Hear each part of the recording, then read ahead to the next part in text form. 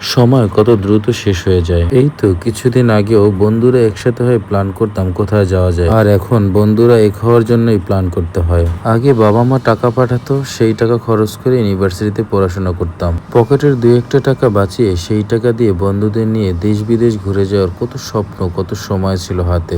তখন সময় ছিল কিন্তু টাকা ছিল না। কিন্তু আজ জীবনের এই পর্যায়ে এসে নিজেদের টাকা আছে, পার্সোনাল গাড়ি আছে, কিন্তু যেটা নেই সেটা হলো সময়।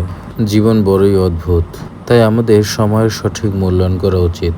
যা হোক, আজকে দিনটি আমার জন্য ছিল খুবই স্পেশাল। প্রতি বছরই এভাবে ক্যাম্পাসে আমরা একটি ইফতার পার্টি করতে চেয়েও করতে পারিনি। তবে এই বছরে আমাদের বন্ধু মিলনের উদ্যোগটা এতই কঠিন ছিল যে আমরা না করতে পারিনি। ও এক পর্যায়ে গ্রুপে জিদ করেই বসলো, মাত্র দুজন হলেও এবার ইফতার পার্টি হবে।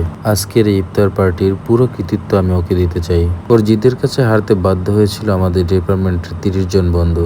যদিও আমাদের ফ্যাকাল্টিতে মোট 377 জন ছাত্রছাত্রী থাকা সত্ত্বেও উপস্থিত ছিলাম মাত্র 30 জন। তবে শুরুটা কিন্তু হয়েছিল, হয়তোবা প্রতি বছরই এটা এখন থেকে হবে এবং এর উপস্থিতির সংখ্যা আরো বাড়তে থাকবে। তবে বন্ধু এবং বান্ধবীরা, তোরা যারা আসতে পারিসনি, তোদেরকে আমরা ভীষণ মিস করেছি। মিলন এবং আনোয়ারের উদ্যোগে এত অল্প সময় এত সুন্দর যদি পার্টি হতে পারে, তাহলে আমরা সবাই মিলে যদি আমরা উদ্যোগ নিই, ইনশাল্লাহ সামনের বার আরো ভালো পার্টি হবে। আসলে সবাই মিলে একত্র হওয়াটাই বড় কথা ছিল। বন্ধুদের দীর্ঘদিনের জমানো কথা, কত ভালোবাসা, কত ভালো লাগা, একজন আরেকজনের জন্য দোয়া করা, পরিবারের খোঁজ নেওয়া, এ ছিল এক অন্যরকম অনুভূতি। স্মৃতির পৃষ্ঠায় যেন আরো একটি অধ্যায় যোগ হলো।